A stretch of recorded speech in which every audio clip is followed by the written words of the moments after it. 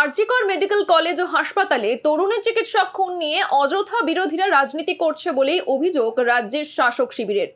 মহিলাদের রাত দখলের রাতে তাণ্ডবের নেপথ্যেও রাজনৈতিক ষড়যন্ত্রই দেখছে ঘাসফুল শিবির।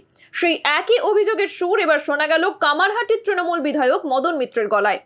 মমতা বন্দ্যোপাধ্যায় রাস্তায় যখন নেমেছিলেন তখন দেখেছি আমরা, এখন সেলিব্রিটিরা রাস্তায়। এই ধরনের আন্দোলন কদাচিৎ হয়, এই ইস্যুর সঙ্গে আমরা একমত।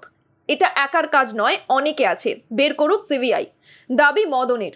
এদিন মদন বলেন, এর আগে দেখেছি যখন মমতা বন্দ্যোপাধ্যায় রাস্তায় নেমে সমস্ত নাগরিককে নিয়ে করেছিলেন, সেটাও আমরা দেখেছি। সেই সময় আজকে যারা মিছিলে রয়েছেন সেলিব্রিটিরা, মমতা ব্যানার্জির মিছিলও তারা ছিলেন যখন সিপিএমের বিরুদ্ধে তৃণমূলের শেষ পর্যায়ের আন্দোলন চলছিল, বিশেষ করে নন্দীগ্রাম সিঙ্গুরের পরে।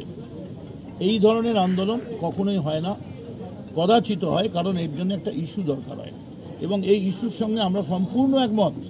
একটা মেয়েকে কেন মরতে হবে শুধুমাত্র সে মেয়ে বলে, তার উপর, এবং এটা একার কাজ নয়, আরও অনেকে রয়েছে, বার করুক সিবিআই।